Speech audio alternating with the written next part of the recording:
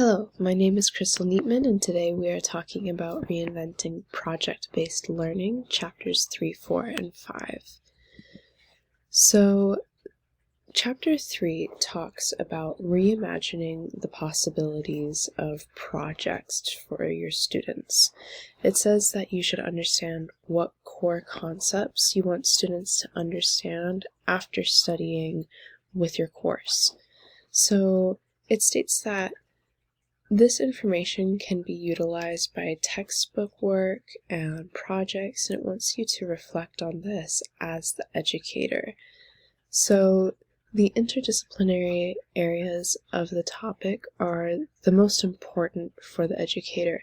You want your students to understand why other people care about the subject they're learning about and why it matters to the academic field outside of the one that you're teaching them. So 21st century skills that are most important to students today are analyzing, evaluating, and creating.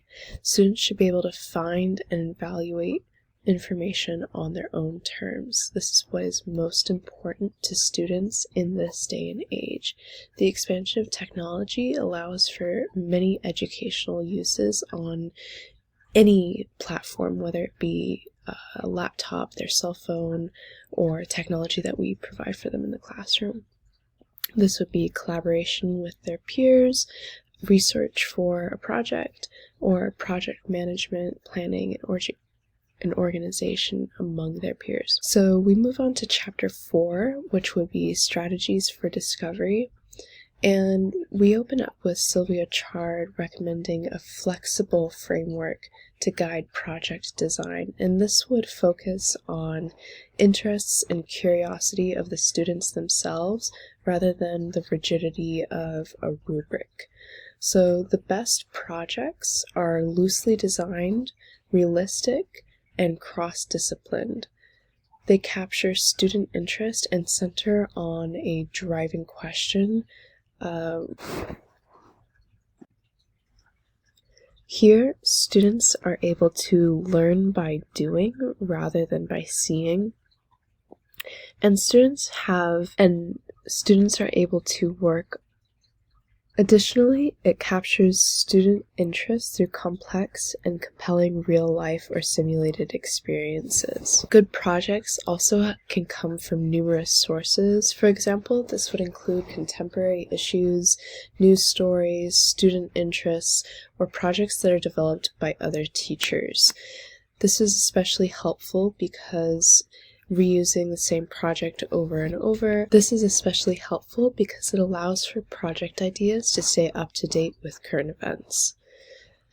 Lastly, an asset map is an inventory of the strengths of those who make up a team.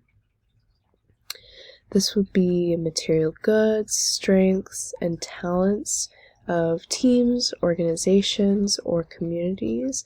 This is a visual form of asset-based community development, and it allows for students or other members of a team to visualize the importance of themselves and those around them in regards to what they contribute to a team overall. Chapter 5 would be project management strategies for teachers and learners, and we open up this chapter regarding resources.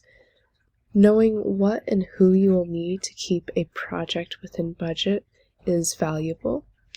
Overarching goals of any project is number 1. For teachers. The goal of any project is for students to become effective time managers of both their own time and the time of other people. Team planning becomes a little bit tricky because it might require the educator to meet the diversified needs of those in the classroom. For example, while some teams might gravitate towards those that they may feel more comfortable with, those who may have IEPs or be special needs may struggle to keep up with other students or have special requirements for the specific project. So To plan for this project, planning for assessment is valuable. You have to ask yourself, how will you help students learn from misunderstanding or setbacks? And to do so, it's vital to engage in both formal and informal evaluations. Additionally, it's invaluable to include technology in project management.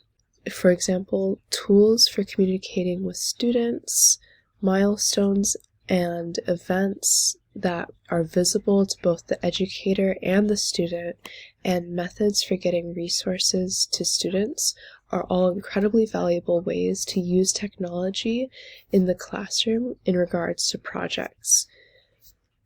Thank you so much for listening, and have a great day.